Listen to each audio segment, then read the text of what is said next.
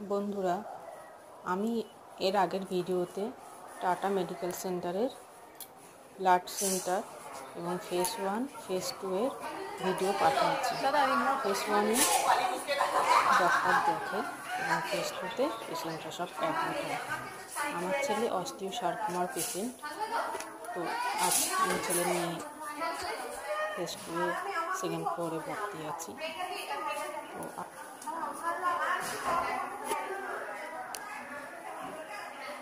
চ্যানেলটাকে সাবস্ক্রাইব করবেন, লাইক করবেন। এটা হলো নার্সিং স্টেশন, ভেতরে ডাক্তাররা রেস্ট নেয় থাকে। আর এই যে পর্দা দেওয়া জায়গাগুলো দেখছেন, এখানে পেশেন্ট থাকে।